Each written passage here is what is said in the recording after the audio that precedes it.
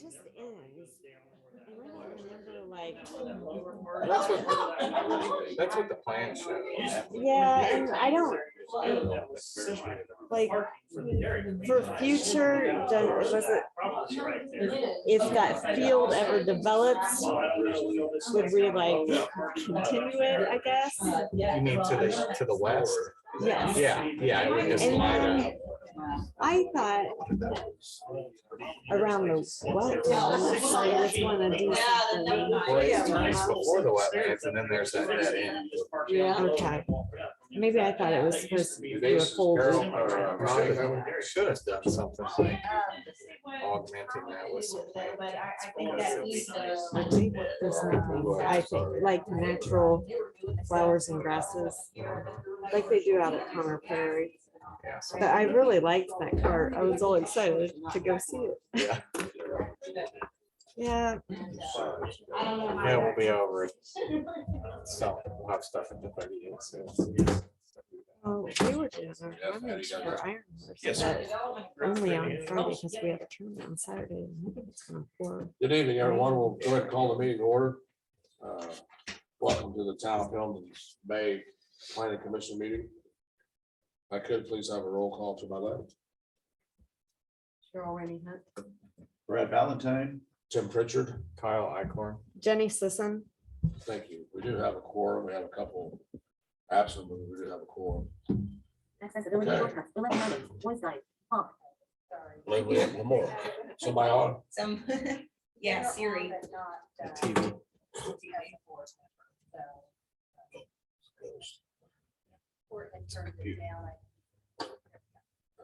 All right, thank you. If I could have the board to review and approve the minutes as submitted.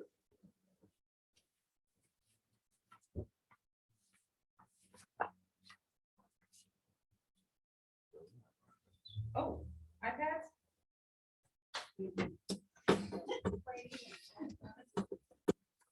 Thought maybe they printed them. Did miss that. I know, I put the agenda, and I was like, I didn't even notice.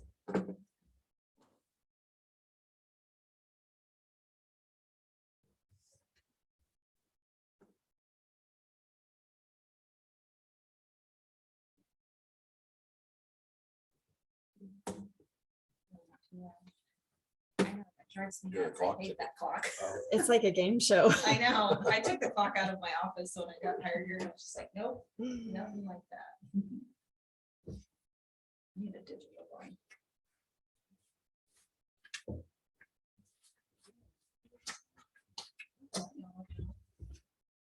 There's always just that one thing. Used to be a digital on that counter. On right that there. counter, yeah. Get one. Game show.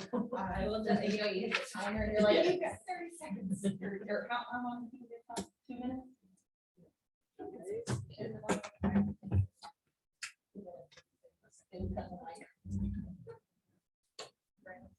Four.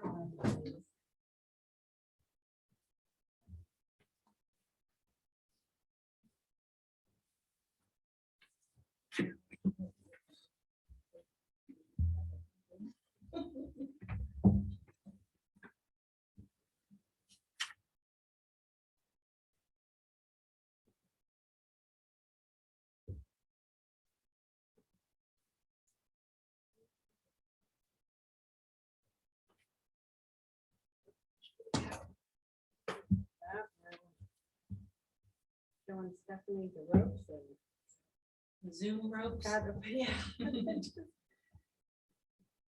Get back there.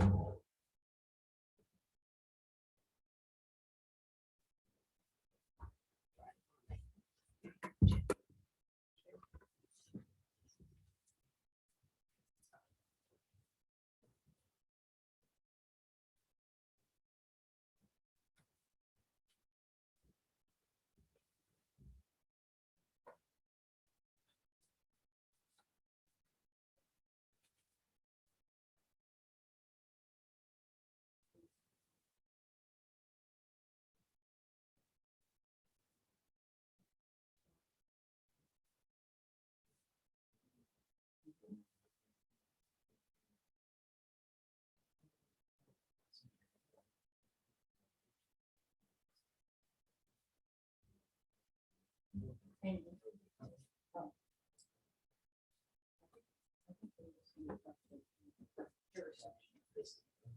Technical difficulties. That's all. Well, it's hold it up and hit the code in and started updating. And this one does not have drive on it. I can just babysit it here, that's fine. Yeah. Okay. I'll keep it from locking. Yep. Oh, very secure. And so motion to approve minutes? As soon as you're comfortable, read the minutes and you're up and loaded, I'll entertain a motion to approve. So, I looked at them prior, I'll make the motion. thank you, Kyle. I have a second. Thank you, Cheryl. All those in favor of the minutes as submitted, please say aye. Aye. Aye. Aye. Those opposed? Thank you. Okay, having no old business, we'll move to new business. UDO and I-69 interchange master plan amendments. All right, so there's no presentation for this. It's just that Excel sheet that's in there for May 2022 amendments. The first being to add a definition to clarify what our advanced manufacturing and technology district means within light industry. We don't have an advanced manufacturing and technology zoning district, but a lot of the uses fit within light industry.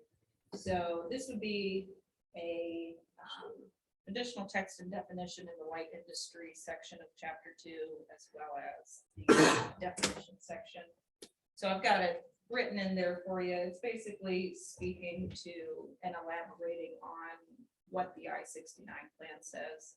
Just so, you know, when we have more development in that quadrant, like above the Kulkarni property, the uses have to fit within this distinction. So it's just some extra clarification for any developers that go into that sector. So that would be added to page 49 and as an addition to the definition section.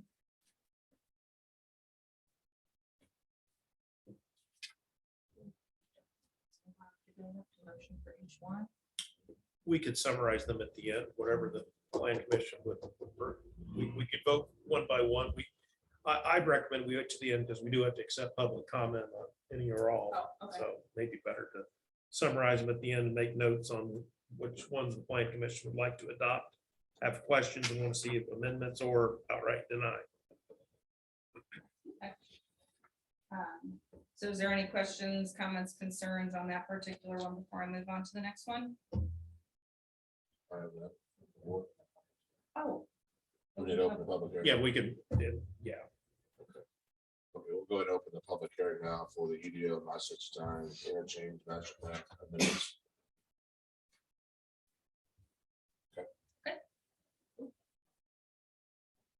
All right, so if there's no questions, comments, anything you'd like me to add to that definition?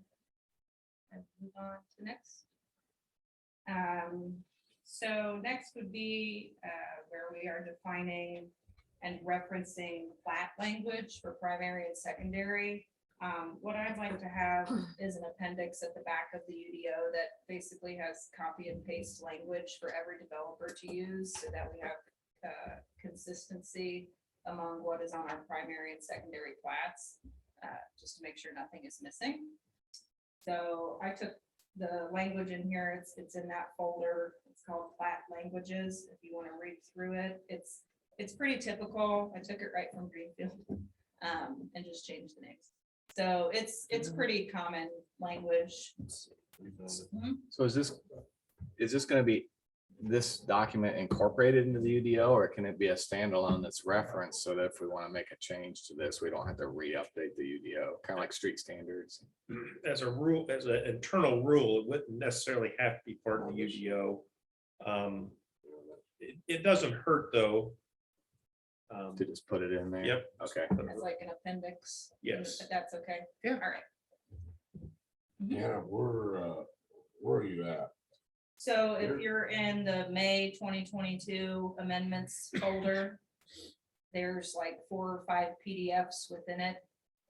Yeah, at the bottom, plat languages. Just plat languages. Mhm. All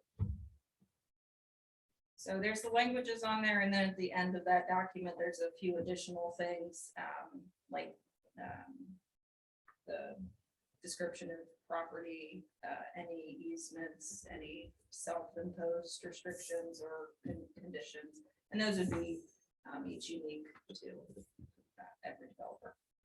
One thing I would add, I didn't see it in here, is Okay. for secondary plats, you want to reference a recorded boundary survey. It's required anyway, but it's nice to kind of reiterate it. So, Would that be something that would go into that secondary plat kind of paragraph, or would it be Yeah, an additional item? it's usually in the surveyor certification that you say that, you know, the undersigned certifies that the land represented on the plat is the same as this recorded survey, and they put the instrument number in. So Okay, so they reference that recorded Yeah. survey number. that's just for secondaries. Okay. Add that to the surveyor certification. Yeah, and you could look at, I could email you a recorded plat example if you wanted to see Yeah. what that looks like. So, Yeah, that would be great. Okay.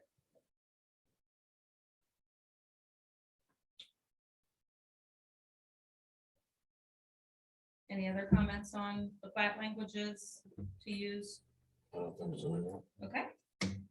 Moving on to the next one, this is kind of the same thing, but this would be a document, I'm not sure we would have to reference in the UDO as an appendix. We could add, I mean, we could, but the exempt subdivisions to get recorded, so like the 439 Water Street that we approved the rezone on a couple months ago, and they were just splitting their parcel in two, that's an exempt subdivision. So all they have to do is give me a survey. I make sure it has any conditions, or even if they didn't come through planning commission, make sure it fits into one of the categories of exempt subdivision. And then they have to get an approval form from myself and take it to the auditor and the recorder. So I want to just kind of add that language into the UDO saying how that process works. And then also add that within the UDO that they have to give me a recorded copy. I mean, that's usually typical practice when they do go to subdivide it. But we've had some cases where people haven't given us a recorded copy, and it's just good to have on file. So I want to add that as a condition in the exempt subdivisions. And that language is on there in the approval of recording division of property PDF. It's pretty standard language. I've been working with a lady at the recording office to make sure it has everything. And she told me to add a few things. So this is the most up-to-date type of document. And, anything on that one? Oh, it looks good. Okay, cool.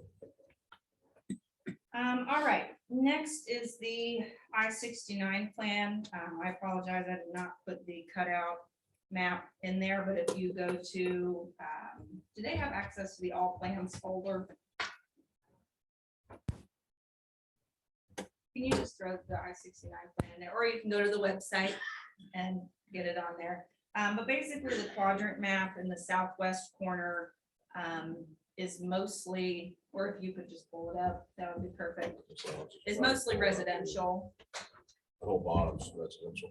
There's a little bit of it that's part of our Keystone development. It goes across, oh gosh, what is the, 38, yes, thank you.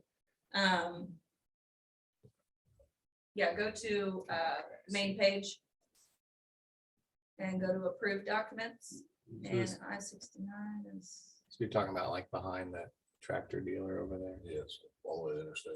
Gotcha. oh, it's page B8. Yes,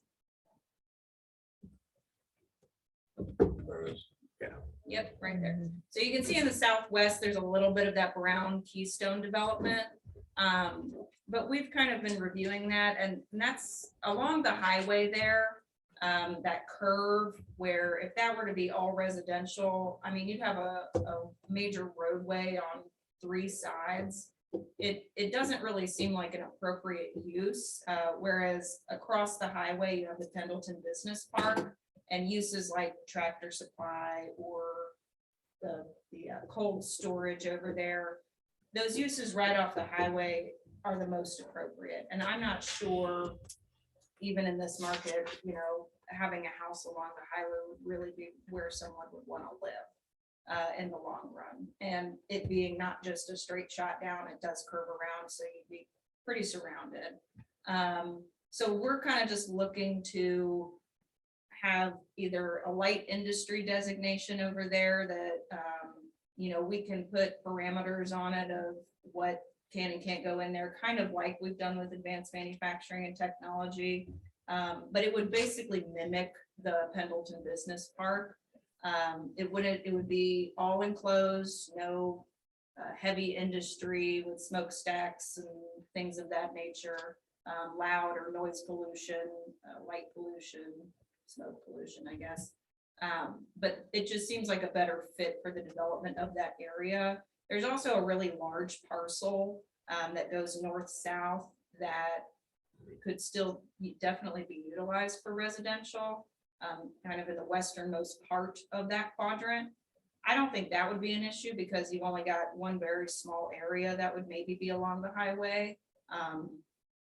And that could be a much better area to have residential uses, and there's residential uses next to it. However, right along the highway there and kind of up to that Keystone District and is that Pine Lakes or is it Mystic Waters? Mystic Waters, yeah, okay. Those uses, the residential uses just really don't seem appropriate there, and we have that 146th Street extension, probably shouldn't go right through a residential area in that area, I guess, but that was kind of just some thoughts we've been having to update this map to kind of reflect a different blob in that particular area along the highway. So it's gonna be a whole new color, I guess, because it's not gonna be titled exactly the same as any. Yeah, I mean, we could have it be the same color as the Pendleton Business Park and kind of speak to the uses that are already there. There is a description of what's within Pendleton Business Park in the I-69 plan. So, I mean, we could call it potential future business park or something of that nature. Could do the pinkish purple called advanced technology too. I mean, you could bring that down there, but I don't know if this plan only wanted one section of that. I wasn't around when it was created, so as far as I know, that was kind of it. But if that's something you'd rather see there, the zoning in that area, or parcels, or should they be broken up into separate parcels, would be light industry, but it would go through kind of the same conditions that the Kulkarni property did, where it's like, you know, you're gonna have these types of uses, they have to fit into these dynamics or parameters. But we're gonna keep it though only on east of 600. What do you, where? Yeah, where's the division between what's gonna remain residential and what's gonna be the new business? I would say. This it is would- 600 here. Yeah, Okay. so yeah. Is that it would- there? This dividing line here would be light industrial. This would be ag or residential. I think the idea was to keep that, you see that like very rectangular shaped parcel? This one, Yeah, Yeah. that would still stay residential, but I mean, these are just, like I said, they're amoebas. They're not strictly to a parcel. You know, we could have kind of a blob along 69 be that new designation, and you could still have some residential within that area. It's just kind of a future projected best use. I wouldn't see light industrial on this side 600 though. No, I wouldn't either. Can we just drag the Keystone District down to fill in that little triangle? Is that? I mean, industrial uses are. This was more for retail, restaurant, hotel, shopping though. Up here. Yeah, I mean, it could in a way fit into that, but I don't think it would be Yeah. the best use in a Keystone type of thing. I think business park is probably the best kind of designation for. So 600 becomes the business access road for light industry, It would be off of 38 and then that, 38 to 600 to go south to get into the Mhm. southern development area. There would be a future, looks there's like a future roadway. It's yeah. the 146th Street extension. What's the timing of the 146th Street extension? It would be built as a development builds. So if someone develops this parcel here that's kind of shaped like an upside down 4, They would be responsible for building said section of the roadway. So we could extension. not, we could not approve that being developed unless They build the roadway. all the other was developed, correct? Or at least the roadway up At to least the 38. roadway. The people we've talked to, Hannah, aren't they coming in, are they coming in here or here? More. They're coming in 30 feet, yeah. Are they coming in on that upside down Freud, or are they coming in here? This- Right in the middle where the roadway extension Yeah. is, they would be coming in. They're gonna build 4 buildings. So I think that, So they would need to provide it right away at a minimum for that future roadway. Yes, yes, Adam, yes. And they wouldn't have to build, however many lanes that's slated to be right away. Just the right of way. Just the right of way and 1 lane or 2 lanes. All right, help me. They're pretty clarify. aggressive, but they're gonna, I'm sorry, Brad. The 146th Street extension is what I consider a major thoroughfare extension, not a drive or an access. So whoever develops that will be building out the 4-lane infrastructure, I'm assuming 2 lanes both ways, similar to Hampton County, that then will connect all the way up to 38. Yes, but they wouldn't be, I don't think we would require them to build all 4 lanes. It would be, if it is a 4-lane. They can build 2 at first and then we can go in, or they can go back in and build the rest of it. Like what we have with the Kulkarni property for the Heritage Way extension. They'll dedicate the right of way, but they don't necessarily have to build all the lanes at once. I wouldn't count on that happening That's in the way, that's that's way, way, way, way, years. way down the road. with all that residential and the creek, the cost of Yeah. that Mhm. is probably Way, way astronomical. down. I think that was just a But- idea, thought, like, Yeah, if it develops, if it's plan enough, for it. in I the think future. they see the imaginary line, like, look, this road could go all the way. Yeah, over. and I mean, studies would have to be done in all of these areas for any sort of alignment, any sort of roadway. But it's based on development, so that road doesn't get built if people don't sell to a developer or develop themselves. It would, if one person develops and another doesn't, the road stubs. And Well, it's just there for. It's currently future on top of extension. some of the houses in Foster's Ranch Ridge. Road. Yeah, I know. Yeah, Mhm. so And it's and just, that's my concern, that we're packing in light industry right up against Foster's Ridge, Mhm. which is, a solid development here within. Yeah. Well, community. we're Yeah. leaving a buffer. We're That's gonna be, leaving it that's gonna be above. res over here, Yeah. right? Yeah. Basically where that arrow is, that This property is- line. This is gonna be light industrial right here, over here. This will remain whatever, Residential. residential. yeah. Okay. And I mean, in theory, if you wanted to put some light industrial along the rest of that parcel on 69, instead of making it residential. I mean, if that I developer think brings so. that road down, they could come in here. My only and they issue went with back out that way. is this is gonna connect eventually. Oh, over 69. Well, sure, Mhm, when we really develop, there's always gonna be for connectivity, mhm. possibly. So you wanna look at the other side always to Mhm. blend and how things, the fluidity of things. Yeah. So I mean, we And that's can- something else, and I think that was kind of what was looked at with that, 69 splitting things, that Mhm. if that joins. I mean, to your point, I think that if that were to stay residential, then that would mirror potentially what's across the street, but the Pendleton Business Park could kind of mirror on that 4 shape, an upside down So 4. We just call as a that, light industrial. okay, I would say call it Pendleton Business Park West or Yeah, something. That yeah. way you don't have to redefine the UD or the master plan. Sure, yeah. Yeah, because the uses within that business park are, I mean, any of them could really fit into light industry. But I know they were put in before our UDO was established, so I'm not sure what zoning designation they were put under before. So it just seems to me like heavier uses by highway interchanges is always the most appropriate. We've got that in 3 other quadrants. So it seems like this one is just kind of lacking a little bit up closest to the interchange. So are we looking for a motion to amend the map? Yes,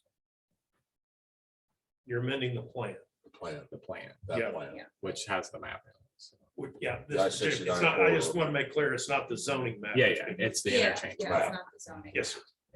So what's the traffic implications through the Keystone area if we put light industry down there? I mean, it wouldn't really affect it. I would imagine that people would come off of the highway, go Just east, go to 38. or excuse me, west, yeah, to 38 and come down to whatever develops there. I know that we do have an issue with semis coming in through town on roads they're not supposed to be on. But I think that's gonna be a concern that's here 100 years from now. You know, it's always gonna be there. So I think putting something where a semi would typically go, or a triaxle truck, or, you know, whatever type of heavy trucking material closest to the highway might help us limit how far they go, or try to come from another direction, or go to get to it, you know. When the 67th Street extension contemplates heavy truck traffic on that corridor, so Yeah, and that would be that to the north. there. north Yeah. into the Keystone development. That's the future 67th Street extension, whenever it makes its way down here. That's pretty much the alignment it's going to be. I know NDOT is adding lanes to 38 once it comes down here to straighten out that little curve right there by Bain Welker. Because, and it's not gonna straighten the curve necessarily, but it's gonna make line of sight much easier there. And hopefully, you know, there will be less wrecks, because I know that's kind of a hot spot for wrecks right now. Are they doing the other, because there's two areas like, Yeah, they'll Right, extend flatten both it out. ways. okay, there's two really bad spots on them. Is there? Mhm. Okay. There. That's it. Oh, I didn't want to interrupt the current, but I do have a question. On the 38, or the 67th Street extension we're talking about, as well as, I know it's a proposed line, you know, we're thinking about in the future, but the proposed line you have on this map goes right through my client's development. Yeah. There, so we're questioning, where is, you know, I'd like a little bit firmer of an answer of where that line is, that you want residential light industry, as he has contemplated residential there, and ongoing litigation about residential right there, as well as, you know, what future discussions we're planning to have. We're interested in what's going on. And then you mentioned that the 67th Street extension has been pretty much decided that that's the route. Can you tell me what public meetings have decided that, or what meetings, or where, or who was spoken to that decision was reached? No, this is just drawings that I've seen. Or 67th Street project is in Anderson's lap. Yeah. That's like 80% their ballgame. But if It's coming, there's knowledge here. If Anderson doesn't do it, doesn't get the money, we're out. We don't have anything to do with 67th Street. But then if, I understand that part, but if. We don't have the money, we don't have the money to do our part. Right, and if maps have been created though, and you've talked to somebody, we, as the property representing property owners on the other side of the street, we'd like to know who is proposing to put that road there in Anderson so that we can talk to them. So who has talked to who that has said this road is going to be here if it happens? I think Anderson has proposed the 67th Street for a long time. Yeah. Okay, if that happens, if they don't have the money as well. Okay, if they find the money to do 67th Street, we proposed to tie onto it with that road there. That road is not set in stone. It's close. It's not exactly, that's just a map for, Reference. Right, Reference right now. 146, that makes sense to me. Yeah. as well as any of this road here. This road could move. It may not even go through there. In fact, there's warehouses going to go in right here. We've already talked to the developer. They'll be coming back probably next month, a month after. They're hot. They're ready to go now. Mm. The 4 buildings. And that's next to my client's property right there. Correct. Does that road go that way? I don't know. It could go carry each other. It could go there. Don't know. There's no. But for concrete references to alignment, get but that there's- references to get that map completed, the road was just put on there. Right. But there will be a road going north to 67th Street. If Anderson doesn't build 67th Street, I understand that the road will be, the question is that alignment. You know, you're saying that alignment has been decided by Anderson. If that's what I said, I meant it in conceptual. if they moved it twice, So, it used to come out, Nestle, which is 73rd, Yeah. Yeah. now it's moved up to 67th, which is on so the north side of the cemetery. Have you we're just, called we're just wondering, Anderson? no one returns our calls in Anderson when we see. Everybody says, talk to, our land's in Pendleton. We're instructed to talk to Pendleton. That's when we talk to Anderson. So we're trying to find somebody that says, you know, when was this public meeting held? If it was decided that it was changed from 73rd to 67, that had to have been done at a public meeting. Somebody had to have a discussion. And I it's think all it's been- conception. It's been years. I think it's all nothing on- Even the done. conceptions are required. to No, be they're in not. town meetings. People can talk about ideas not in public meetings. Like, this is, So. I don't think it's any different than that we're having an idea to put the road there. We can move that road next meeting.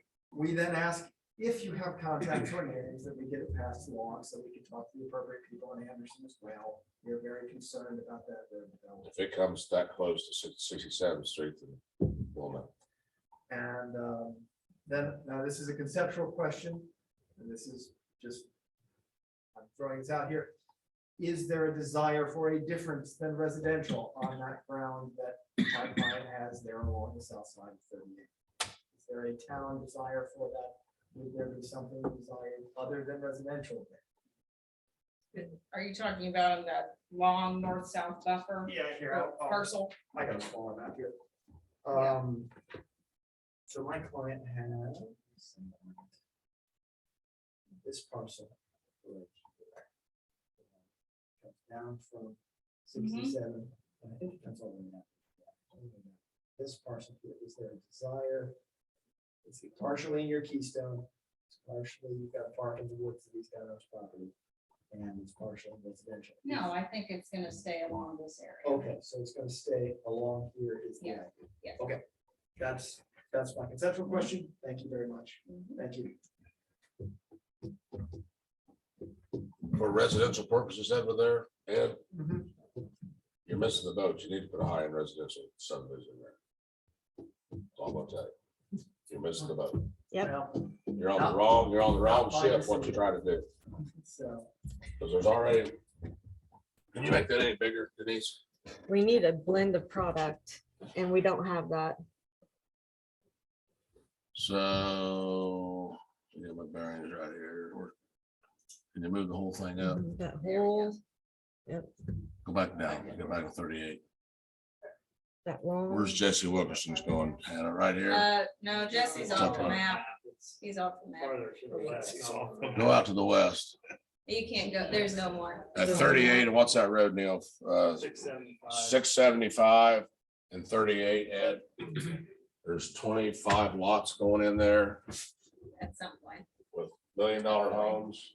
It's not even designed to prove yet, it's already selling lots. well, Kansas I mean, is a and business. to my response to that is, that's why we're in litigation, if we dispute that. That'll be decided. Well, that's fine, but we decide what goes there. The litigation will decide. Well, and we also need, as a board, we need a mix of product too.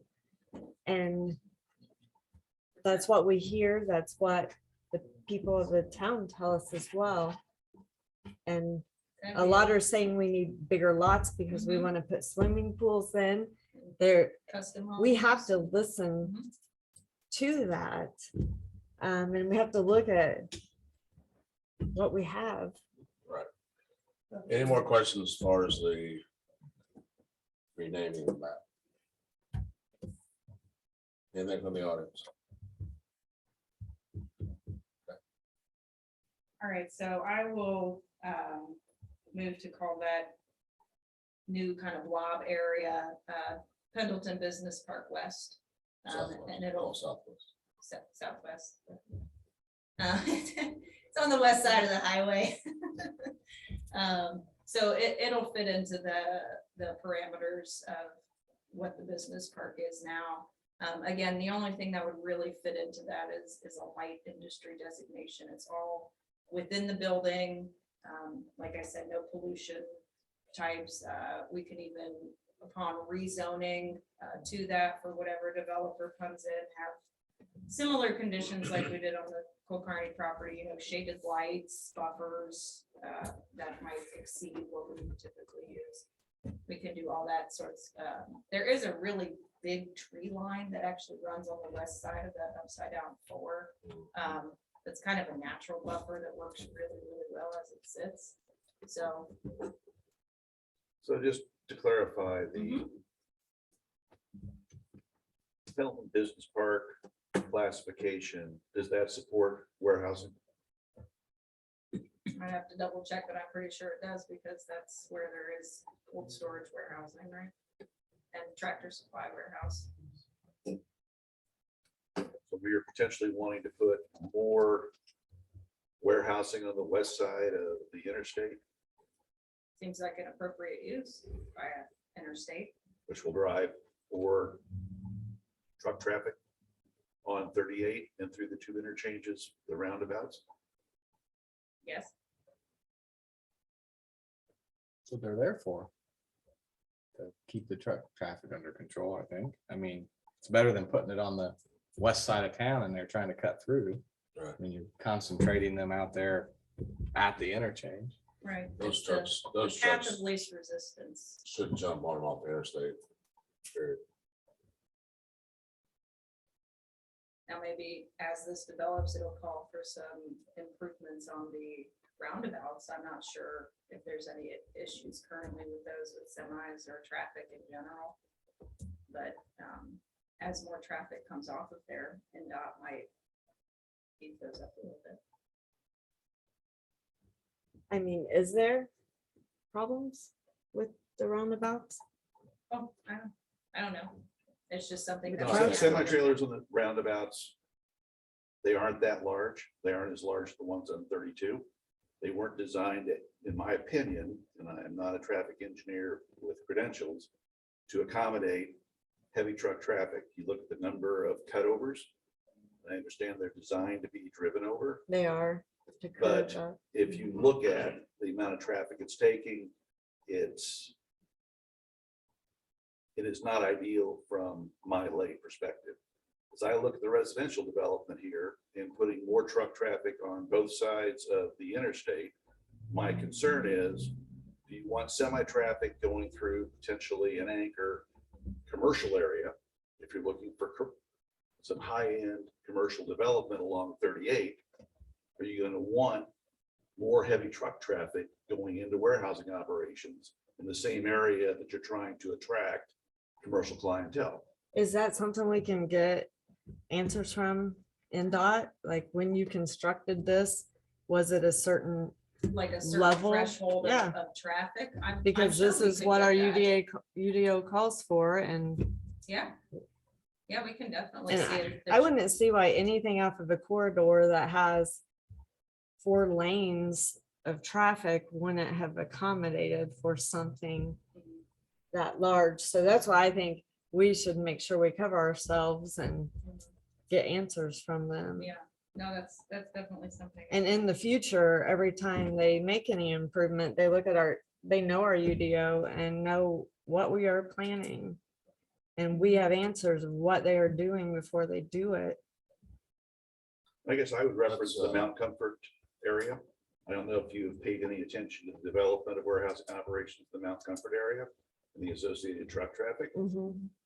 That is a significant impact on that community down there. Mhm. And if we are going to encourage that, I am not sure how that impacts the overall development plan, because it is, in essence, heavy commercial truck dominated. It's much like we saw at the 13 interchange when they put in the new truck stop. And it basically stalled out a lot of the residential development down there because no one wants to build up against the truck stop. Mhm. So I think we just need to be careful going Yeah. from residential and keystone development into a light industrial, Mhm. which is opening the door and potentially incenting large concrete warehousing operations up here, which not only consume a lot of the property, but also bring in additional traffic, which our traffic in this area is an issue. It's not gonna necessarily have a cut through from 67. Mm. You can't come through town on 38 / State Street. Mhm. It's only gonna be accessible here, and, you know, we can say that we're always gonna have trucks illegally coming through the community.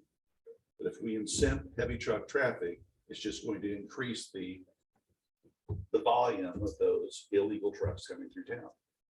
I was just gonna add that a truck did just totally plow over the roundabout at 38 and Englewood Road probably in the last 2 months. We saw like truck lines where they just went straight through the middle of the roundabout.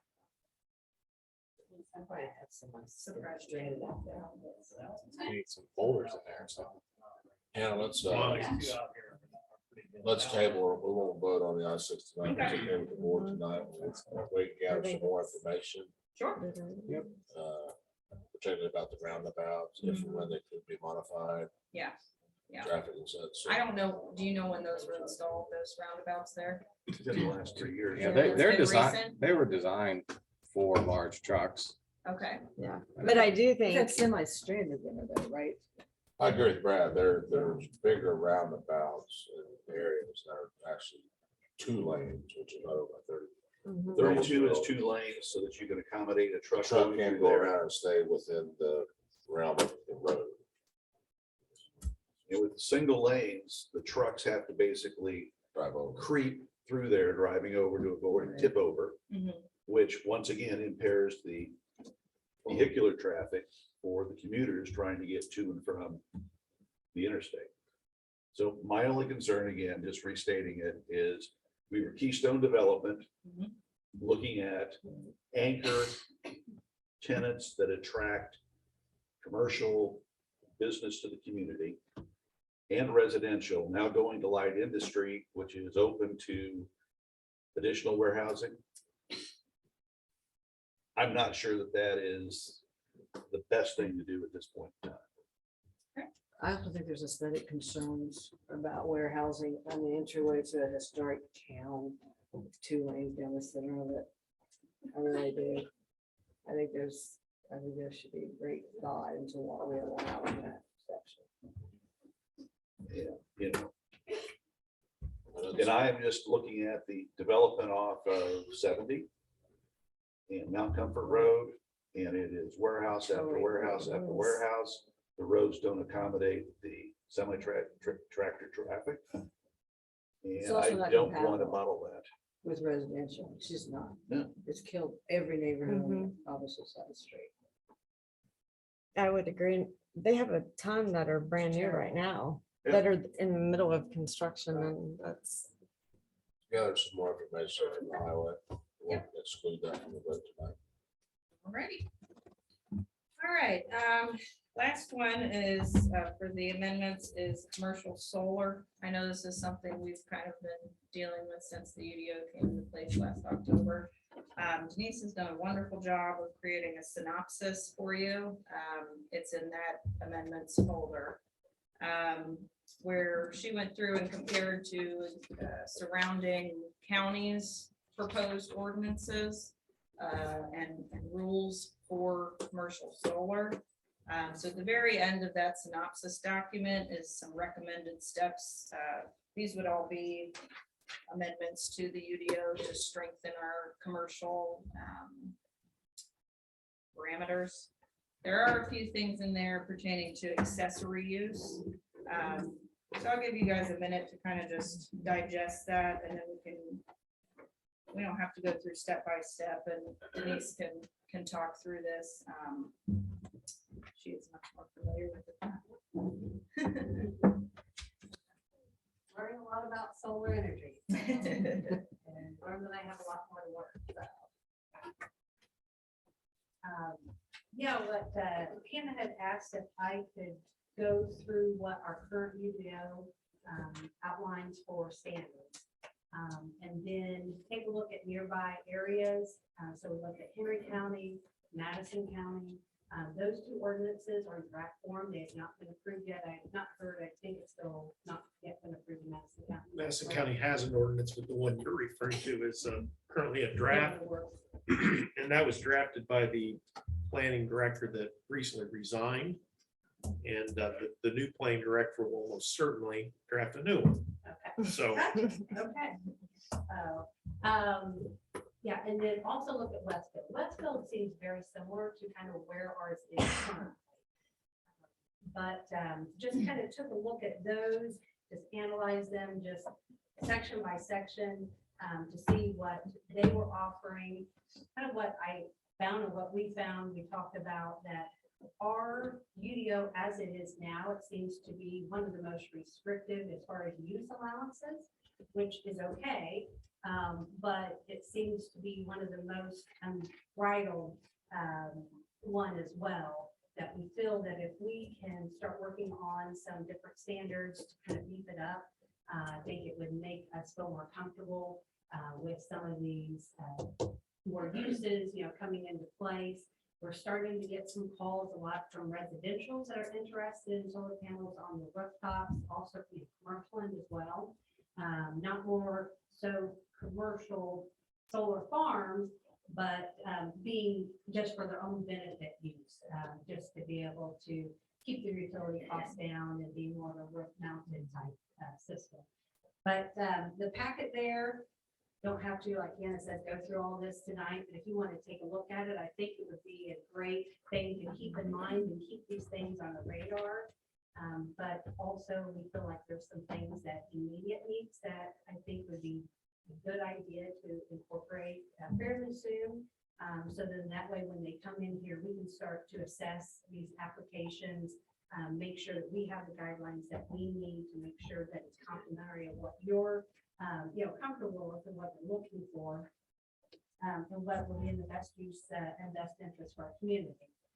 But the first part of it just kind of breaks down what our UDO says, and it kind of outlines, I think, maybe well over 100 pages I looked at between the different ordinances and so forth in our own. Tried to narrow it down as short as possible. I think we got down to about 7 or 8 pages for you. But the definitions kind of start out here, and then you'll see that use matrix. You'll see where we have accessory use and the commercial use broken down. So there's very few zoning districts that we currently allow for even accessory. And looking at the others, we're finding that most areas, they're allowing accessory use in all zoning districts.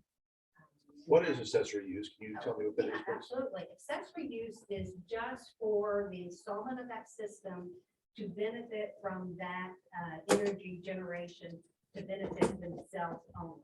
They're not generating it into then selling it and making a profit. So it is not a commercial resale. Correct. It's Right. not a commercial resale. Just for your home. Yeah, if you want to put panels. So on your kind of roof, like or- the library has those solar panels and they just use it just to offset their utility costs. We have residentials that there are a few out there as well. I think Tractor Supply kind of expressed some interest. People are starting to look into it. I know the state is fostering and encouraging it, but we also want to make sure that, that we keep to standards, of our community and the character that we have here as well. I think initially we looked at maybe across the board, not allowing the solar energy facilities.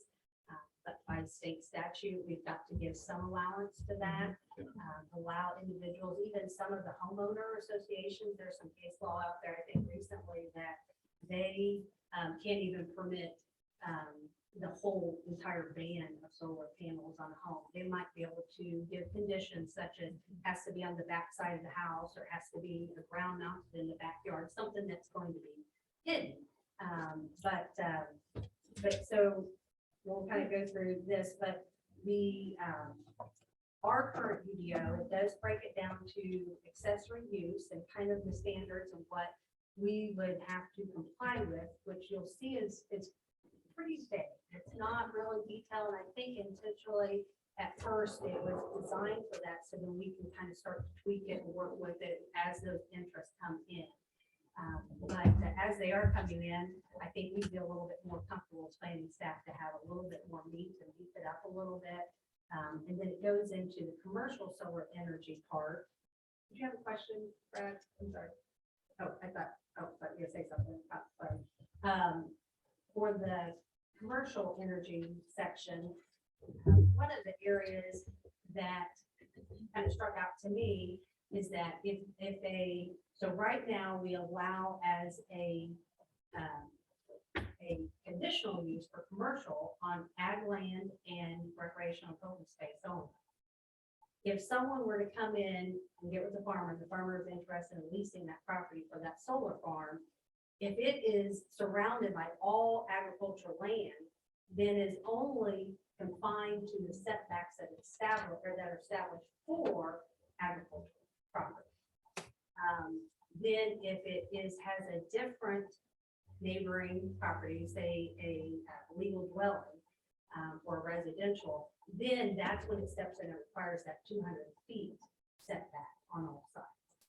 So I think there's some places in that area that we can work at to give a little bit more buffering requirements, also creating a little bit larger setbacks. It's kind of what we're seeing from other communities, what they're doing. I think our UDO does a very well job with the decommissioning part. Yeah, Kind of, that's the longest. part that's of the UDO longest for part, solar. yeah. It's And not a it- decom. Yes, and so if that's a something big comes deal. to the Yeah. end of its useful life, it's discontinued, it looks like it's been abandoned, there are a lot of provisions there that protect us. But I think that if we can start working on the front end of things and making sure that it's constructed in the right manner, it's maintained in the right manner, and it's held to those certain standards that we just need to get in place that we can kind of, have some grounding on. I think, it could behoove us as staff to, and the planning commission to start working on those pieces. And then you'll see just what I did with the different areas, Westfield, Henry County, and Madison County, in those ordinances. I outlined areas that were either in addition to of what we have, or just simply we do not have as a provision in our ordinance. So the things that you want to look at, and it may not be something that we have included on our immediate, attention needs. It's something that you feel that resonates with you, that, hey, we need to get this in there. I think between now and our next meeting, we can really start pounding these out and putting it in text form and presenting them to you. And tonight, if you want, on that last page, was just kind of a little checklist of, like Hannah was saying, that kind of broke it down for accessory use upgrades and things to that we'd like to present to you for your consideration. Commercial use upgrades, and then just some general coverages overall. And those are particular to certain languages that seem to be common themes in between all of the ordinances that are either in the works or are in place. Out of curiosity, we look at either Hamilton County or Carmel. I reached out to Hamilton County and left a message. I could not find it on their website, and I had left a message at the planning department to see if they can guide me in that direction and to get that, and I have not heard back What yet. about Carmel? I have not reached out to Tom, so I definitely can, reach out to them and follow up with them.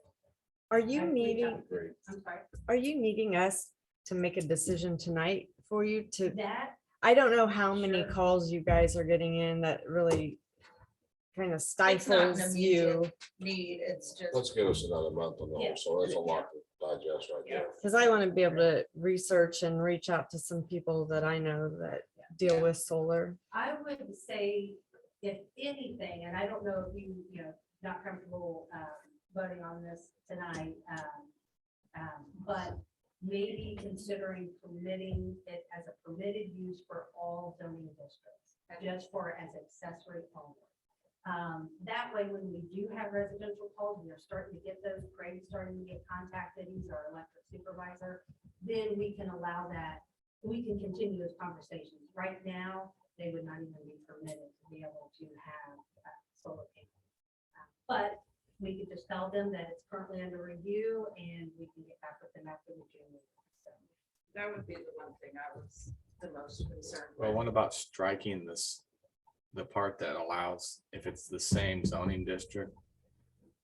So like you were talking ag next to ag, Mhm. I think it should be, let's just make it it's 200 feet. If the zoning's different, just make it all 200 feet for now, and then we'll come back later and.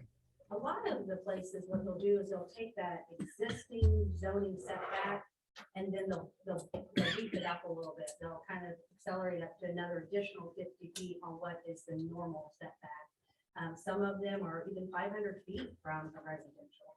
So I think that 200 feet could be something that is fair and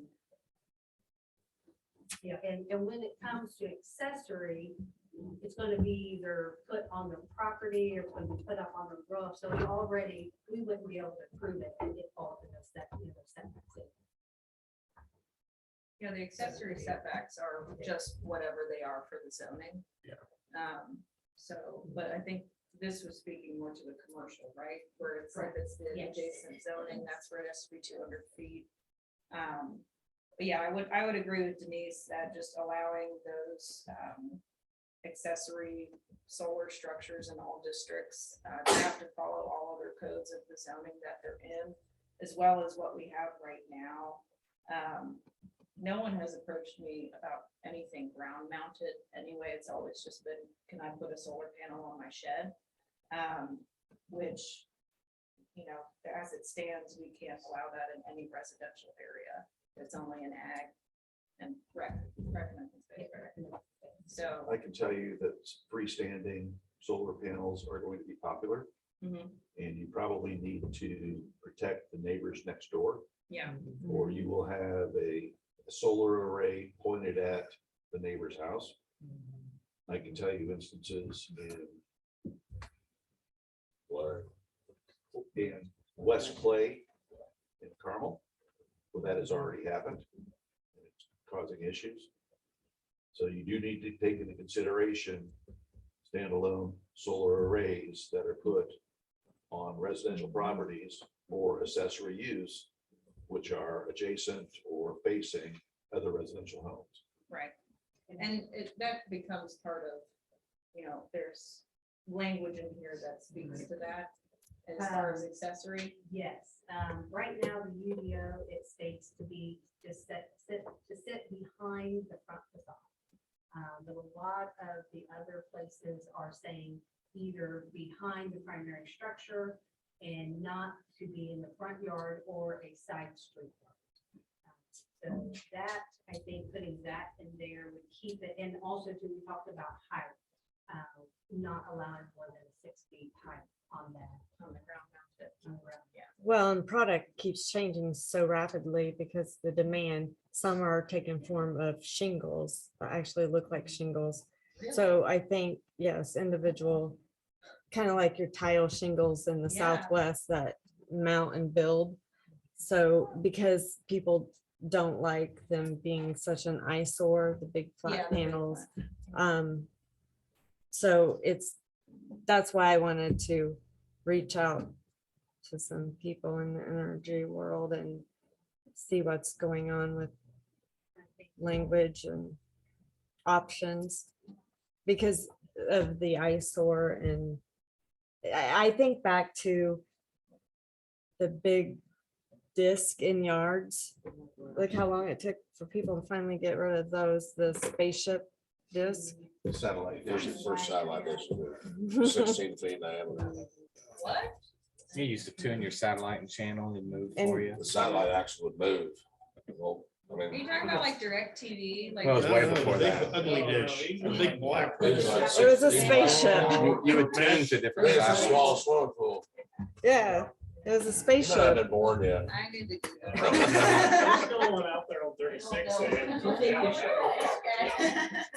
Then people turn them upside down and planted flowers in them. Really? Uh, They could have drainage, so. Make good pools that line with rubber. Make a But- pond out of them. A fish pond or something? But this is, Brad's example of the single mount. That's exactly, Yeah. this is just the new age of, You know, the big satellite dishes. And Craig has said the costs are coming down. And so with that being more affordable option, it's attracting more, residential. It's a little bit of a fad too. Everybody wants one. Well, yeah. They will save the world. Just out of curiosity, has anyone coordinated with the historic preservation group Exactly. or the historic standards about placing solar panels on historic buildings. No, not as far as in our downtown business. I mean, that's the only place where they would have power to say whether or not they wanted it there. But I believe if someone wanted to have an accessory solar panel on one of the downtown business uses, they'd have to go through HPC anyway, because it would be a certificate of appropriateness to But- do anything to the exterior. Is that correct that they only have the power to kind of guide downtown? Because our entire Yeah. town though has that designation. So do we ever lose that designation? No, but it's honorary, so that's why the HPC doesn't have any power over it. There's, I mean, if someone were to build a new house, like, like Josh Ring is building that duplex over there, Mhm, there's certain architectural standards for RC zoning, mhm. but there's no power the HPC has to say whether or not it fits into something that they want. They don't have to get a COA to put in a new door or a sign or whatever, windows, anything exterior. It's only our downtown dark pink zoning that they have any issues with. But if there was a business owner or building owner down here that wanted to mount some on the roof, they would have to go through HPC to get permission to do so. Yeah, my husband. You need to, installs- no, it depends. Becky Wills, Herbert, 24/7. My husband installs solar panels for a living. I don't have them on my house, like I'm neutral. I agree that we have it. But just to bring that up, like I do have some experience with what happens and what types of houses and installs and not and stuff like that. And I was just gonna say, so when you're doing the ordinances, like direction matters as far as which direction on the house that they put them on. If they're not, if people aren't allowed to put them on the north facing side, I don't remember which side it is. South. Thank you. South. If they're not allowed to put it on the south facing side or whichever side gets the most sun, they're not gonna want to do it. It's not gonna cost them to put it in. Personally, if it's on a roof, I don't, even if it's ugly, like who cares if it's on a roof? People don't really look at roofs anyway. So I don't think that. Well, you're different. But anyway, I don't think that should stop you. And as far as beyond accessory use, for a homeowner and for someone living in Pendleton who wants solar panels, I don't think you guys, I don't think it's gonna hurt the town any way to limit them from doing it beyond accessory use to be able to sell it back to, they're only gonna be selling it back to the town, who's supplying energy and electricity. They're not gonna be selling it to like. There's always that one guy that's worth out. That it's true, there's always one guy who's gonna try, but like, I mean, even the people he knows, he works with, that just install solar panels on their own, like without going through the system. I mean, they're not. We have a program in place, it's the interconnection, renewable energy program. So what they do is that they don't sell it back to the town. What happens is that any energy in excess of what they use, then they get paid by PennDOT. So they do have to go through an application process. Once they get connected, Trey, Switzerland will inspect it, make sure it's been properly installed. He then has them sign this agreement. They've got to have extra insurance coverages and so forth. There's a lot of different parameters in place for that. But they will then sign a separate agreement with IMPA to where then basically, instead of getting a kickback or reduction off of their utility bill, used to, that's how it was. But it's much better, more streamlined for IMPA. They just cut them a check every month or quarter, I don't know exactly. But yeah, so they're not reselling it for use, they're just getting reimbursed for what they do not use, but yet for what they overproduce for their needs. So I was just also gonna add the ground mount, that becomes really popular for people who do have a lot of land. And when you install it, it's not usually like with a neighbor right next door. I know they've not done that. Usually if the roof is really steep or it's really hard to get up there, then it might consider it. But usually when they're doing that, it's, and I agree, totally putting parameters on that and then with small lots, that would be wise. But I don't see any reason to put a parameter on that for someone who owns like more than an acre or 5 or 10 acres. And I mean, that would have to be generation only for themselves. if they're creating it just for the purposes of selling it back to ENPA, right? A commercial office. Commercializing it, Well, any homeowner is gonna be grid connected, so they could, they don't have to be. They don't have to be, but Okay. that is correct. but they would be allowed to offset their, Yeah, so I mean, Municipal no use. one's roof mounted on their house is gonna generate enough for them to power their whole house all the time. So there are clouds, so you have to. there are clouds. So they would be interconnected. I know, like if they put it on a shed and it's just for the shed light bulb, they don't connect that into our system. There's no point in doing so. So they don't have to, but most of them would. Some will do it for the purpose to have it regenerate back into a battery for a generator or something like that. So they don't choose the option to be interconnected. I'm not super passionate about this or anything, but I guess I just still don't see anything wrong with someone wanting to build it even for commercial purposes. Like, if I want like a solar farm and they'll buy it all the time, and obviously the airport has it. Yeah. I don't think we have an issue with the commercial farm. It's just we want to have parameters on it to where, you know, it's in an appropriate spot, it's doing an appropriate job, you know, it is for commercial use only.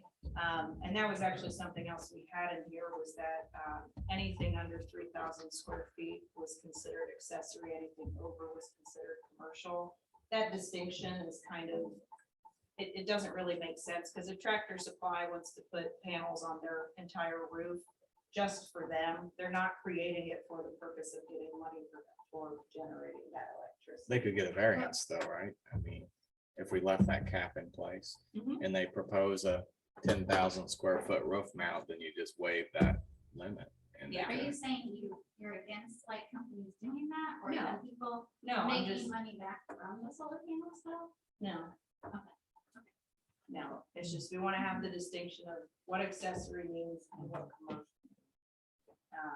Commercial is for making the energy to sell to someone, accessory is just using it for yourself. Well, controls around glare and noise makes sense, things like that. Yeah, unlike a commercial where there would typically be a lot more Right. panels than what you could fit on a roof. Yeah. Typical roof.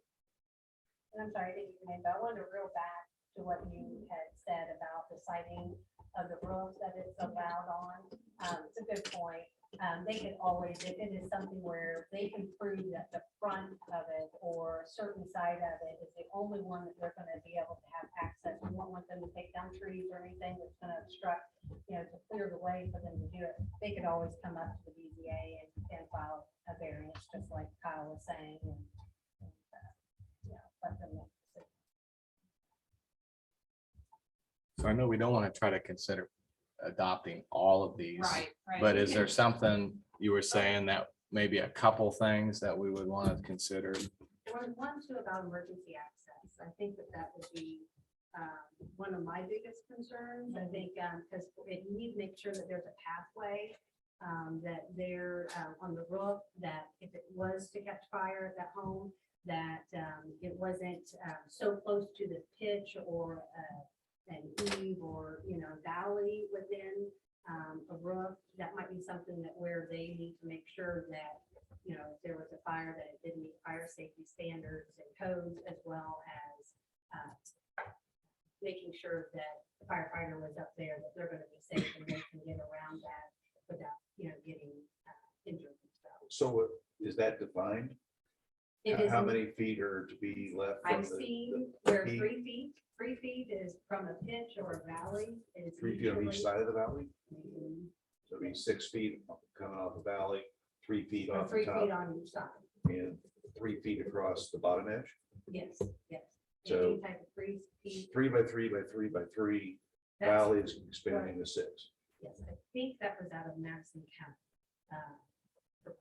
There's a little more detail than Henry County. But do we But I have thought that- citation where they came up with that from? Like from I don't fire know. standard? I would want, before I would approve anything like that, I would want it to be fully vetted. And who came up with these safety standards? Is it through I would want the fire department, not ours, I don't know the correct terminology for their industry that sets standards, but those are the standards that I would want to hear from. What they feel safe with. Okay.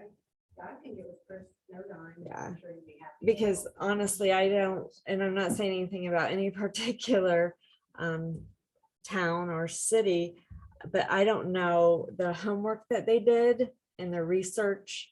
And I just want to make sure we have done our research and Certain That's counties right. have not exhibited a flair for developing good development standards. That we've already seen fire safety issues based upon some of their decisions. So I concur with you. It'd be nice to make sure that whatever standards are implemented are national standards, which are generally accepted practices. And Nodine might already kind of have some experience with, Mhm. where there's been fires with solar panels and that's some extra knowledge. to utilize. And I forget our guest, I forget your name. I'm so sorry. I just want to let you know, this is just really healthy discussion for us. And it's not that we are trying to really put such harsh parameters. We're really trying to think of, everybody's livelihood of their homes and vet through everything. So that's why we go through this process. How many acres of undeveloped properties have within our jurisdiction right now? Very good question. I do not have an answer to. I knew that one. We knew that number because it was used in forecasting the overall residential development here. And that was one of the discussions we had. So we are landlocked and have virtually no ability to naturally expand our area. So we have to properly manage the available space to fit into the master plan and avoid creating those areas with commercial development, which make the surrounding areas undesirable. And I think that's still the biggest concern on the commercial side, is that if we take the limited amount of land resources and begin converting it to commercial, that is going to potentially disrupt the other elements of the master plan. So if we are going to allow commercial within our jurisdiction, I am all for strengthening the visual, the noise, the various other protections so that it does not taint the surrounding developments or the opportunity for surrounding. When we're developments. required to allow it, right? We cannot disallow commercial. No. You can't disallow it, you can regulate it. Okay. You can't regulate it to the point where it's effectively a ban. So it's Which No, is I get that. not defined.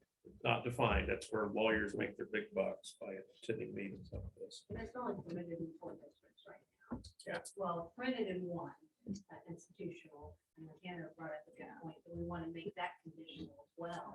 Because it's conditional and rec, ag, ag 1 and ag 2, but it's permitted and institutional.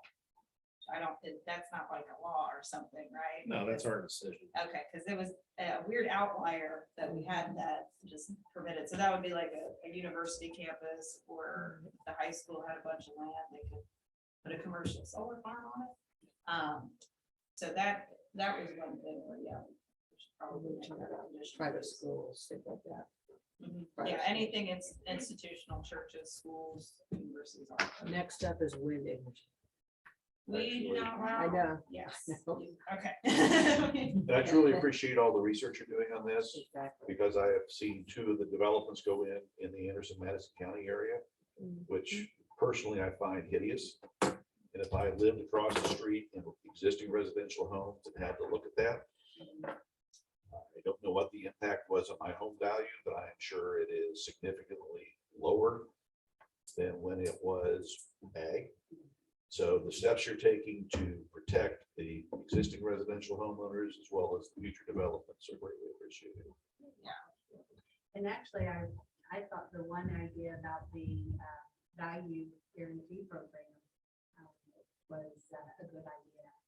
That was in both of the Henry County and Madison County, and that's kind of where if a commercial solar farm came in and the adjacent property owner, I think that Madison County might be for a 2-year anniversary period. Henry County is a 6-month period, but if that homeowner was to put their home up for sale within that 6-month period or 2-year period, and they had lost value, had to take less for their home, the developer had to pay the difference. So what they have to do is before they go in, they create a baseline value, from what I understand. And then that is assessed up front.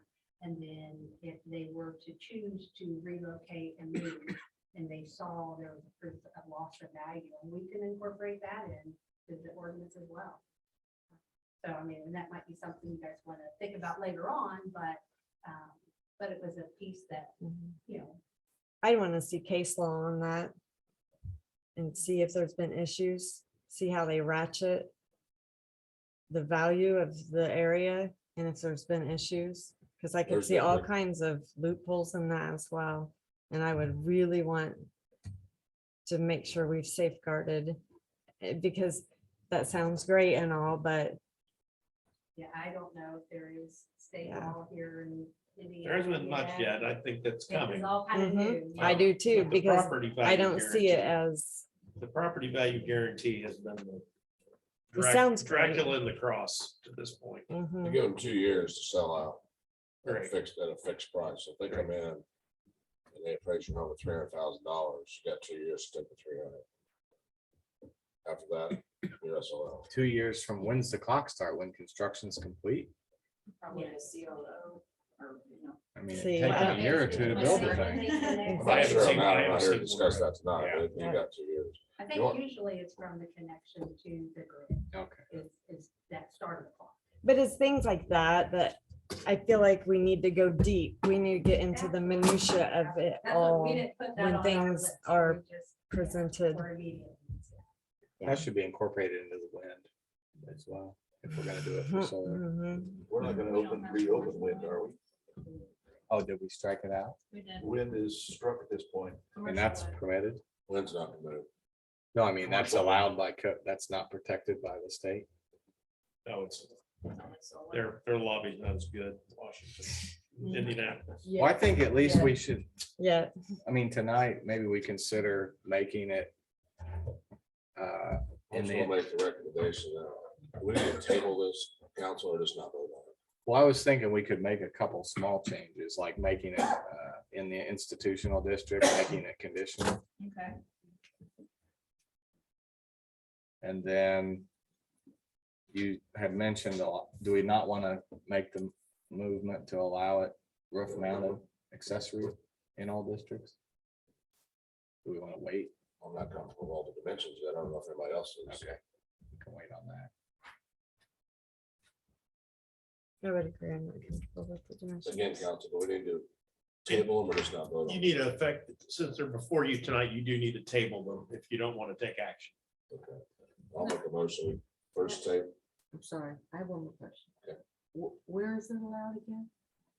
The permitted Ag one? commercial is an institutional. It's conditional in Ag 1, Ag 2, and Okay. rec and open got it. space. So they'd have to come before BZA to ask for commercial, and that would have to follow the requirements we have right now, which is pretty Thank thin, you. but- So what was the rationale for allowing it in the institutional? I wasn't You here, I were- do not know. But I'm not really sure. I can't say that I've like seen that in any other plans that I've either worked on or reviewed, to just kind of carte blanche, allow that in an institutional.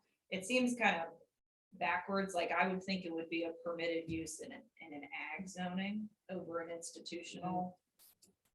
I really don't know. Seems like an oversight to me. Yeah. That's why I was thinking if we Sure do where that that, came from. So And I think- allowed as accessory, but not. well, it's conditional. Hmm.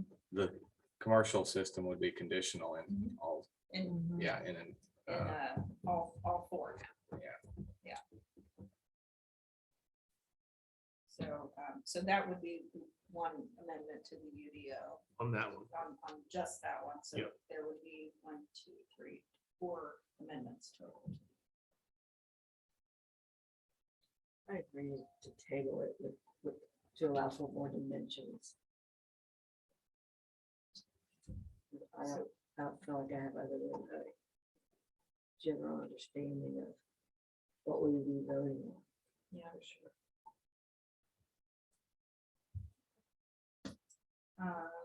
So do they need to close and vote or? They can close. I might want to invite public comment one more time because we really didn't on the first ones. I don't think there'll be any. I think everybody probably spoke up, but the quiet just for the members? record, yeah. Yeah, they want to come. I just have, I think, one more question going back. You mentioned next month, there's a discussion of a coming in of a warehouse along my client's property's western border. Possibly. Possibly. But then we talk about how you would like to see larger homes on his property, on my client's property. And I had asked the members of the board here, Mr. Valentine, for example, would you build $1 million home with a warehouse in your backyard? No, I would not. So then would it make sense to either A, approve that warehouse, or B, allow some sort of other than $1 million home development on my client's ground? I would advise the board not to engage in this kind of speculation, particularly with the party that's initiated litigation against the town. Fair enough. Okay, any other questions? Thank you. Thank you all for coming. I do thank the board. Great comments, particularly the ones we approved 100%. Also the ones we discussed and table. I think we did the right thing, so we can table them in the hearing. Yes, Okay, yeah, so- you can, the public hearing is over. You've invited comment, so. Okay. I'll make the motion, we're gonna table I-69 corridor, that amendment, also the commercial solar, we'll table that till we get more information on the roundabouts and the highways. Does he need to say like with the condition of this one amendment that we are going to approve? Already, there was discussion of whether to, there was one thing that Mr. Icorn mentioned, that he, at least he seemed interested in possibly recommending to the council tonight. That was under the subheading of commercial solar. Conditional use in the institutional district to make it match all the others. That's fine. We'll do it. Okay. We'll table those two. Have a motion or a second. I'll second. Thank you. All those in favor is table the I-69 corridor map change as well as the commercial solar amendments, except for Kyle's recommendation as noted, please say aye. Aye. Those opposed. Those two will be tabled to the next meeting. So then do So they then need we to want to vote on make a motion to additional text to clarify advanced manufacturing technology we all agreed upon. Language for developers use of primary and secondary plats is agreed upon. Thirdly, the plat language required by county for exempt subdivisions was wholly agreed upon. So I'll make a motion to approve those. Do I have a second? Second. Second, Kyle, thank you. All those approved, all those in favor of those amendments, please say aye. Aye. Those opposed? Thank you. we will get those updated. And then I guess any of this, the solar stuff, I'll kind of like create sort of a spreadsheet. Denise and I will figure something out. That way, if there's any law we find or, you know, research, we'll kind of put it into one folder. And anyone else who wants to add anything, and maybe we can have some kind of like discussions if there's any questions about sources or anything like that. And then at our next meeting, we can kind of really dive into this list of first steps Yeah, Denise has made. yeah, kind of keep this updated as Yeah. a potential framework. And yeah, and if there's any questions you need for clarification, you can just give her a call. Or if you want to know where she, you know, cited these sources, so you can look at it yourself. I think you put most of them in there from the other counties. But any additional information, I'll make sure we send out an email so you know exactly where that's located in the Jeep Drive for next week. So the only other item we have on the agenda is the Let me go ahead and close the public. Oh, Yeah, we need a vote. okay, cool. Yeah. Make a motion to close the public hearing now, or have a second. Second. All those in favor of closing the public hearing, please say aye. Aye. Those opposed, thank you. Public hearing is closed, so now we're back in the planning commission's regular public meeting. Last item was discussion of tattoo parlor use. Yeah, they voted. I'm sorry. Yeah, no, and then take it. Gotcha. So, discussion of the tattoo parlor use, it was brought to my attention that we don't have anything in our UDO about tattoo parlor use. So if that is any sort of concern in our downtown or other areas, if that's a discussion item you want to elaborate on, or possibly amend the UDO at some point to reflect that. This is just an open discussion about that particular use and even more particularly in that downtown business. So it says tattoo parlor use. Is that just allowing tattoo parlors or different uses within an approved tattoo parlor? No, just the use of tattoos. So Having a that is tattoo not parlor. defined, tattoo parlors not in the business list of the UDO. No, it falls under, so the downtown has a permitted use of retail service oriented under 6,000 square feet. So that is up to the planning department to make that distinction when someone comes in with a use that's not necessarily in the land use matrix, because that's really an umbrella document or table, I guess you could call it. Very general, has categories that, don't necessarily have specifics. So if a retail service oriented use comes in that fits that parameter, it's up to our department to distinguish whether or not it's an allowable use. We do have a use going into the lumberyard tattoo parlor. So I made the distinction that there's no litigation ordinance, there's nothing in our UDO that states against that. There's, it doesn't say specifically only in general business, heavy business, industrial, whatever. So I authorize that use. So if it's authorized, Cheryl, Yes. questions or comments? So if it's already authorized, why are we having a discussion? It was brought to my attention that it might be something that you would want to place in the UDO. If it's something you want to make that distinction for.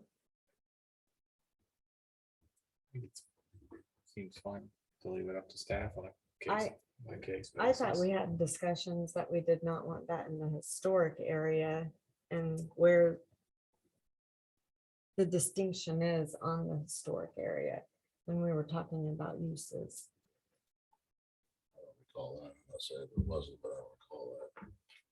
I don't see a big problem with it as long as they don't have a bunch of gaudy lights or flashing neon signs or. Yeah. Well, we Which don't allow that gets anywhere. approved. The signs get approved. Yeah, Yeah. yeah, of course. And yeah, we don't allow neon or flashing or EBMS anywhere in town. So it does have to fit in any sort of parameters. Jeff sent me some really good ordinances Madison County has in place, and any tattoo parlor has to basically go through Madison County Health Department, and there's a lot of paperwork they have to go through for, medical sharps, all of that. They have to get a lot of licenses. We're just kind of the, yeah, you can do that here, people. So It's business. it's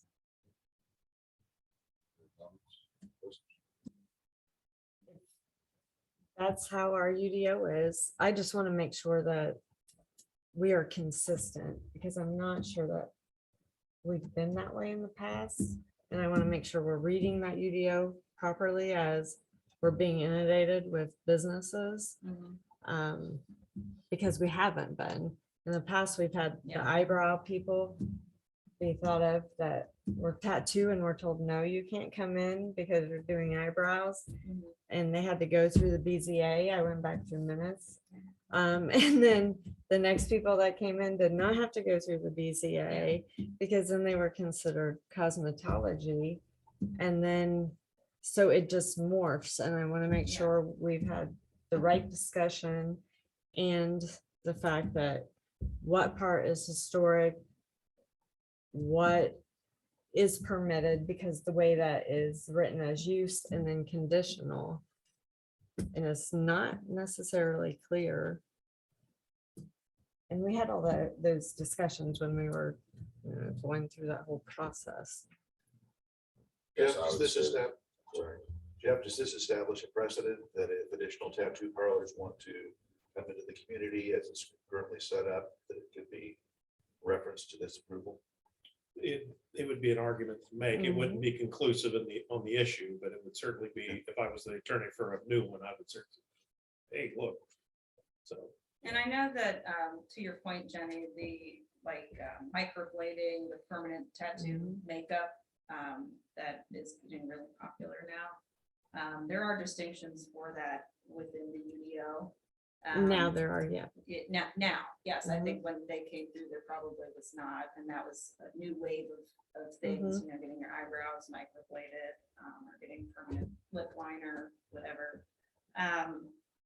But, I do think that it falls under a service use, and to your point, I mean, it can't be unsanitary, can't be unsightly, it has to follow all the other rules of any other establishment here.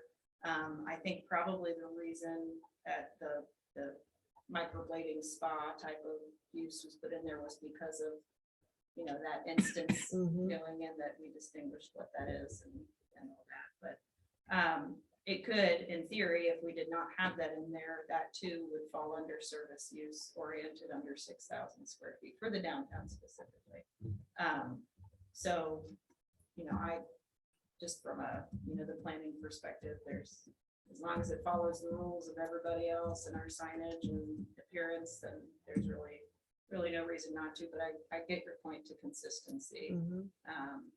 But unfortunately, I don't think we would be able to list every use that would be permitted, unpermitted, conditional, variance, anything like that. So kind of having those umbrella terms and generalizations, I think is really kind of the best way to go around it. And then, having your department be the person who distinguishes what that falls under. Which is why we put it here, and then make sure we are all on the same page. Absolutely. Any public comment? Regarding the tattoo?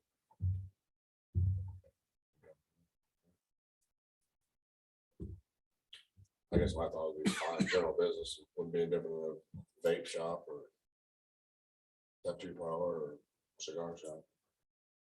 Small general business. Yeah, I think we have to be careful to not profile businesses that we personally may not use, but if they do fall into general business, we'd be open to that. If there's no diversity issues.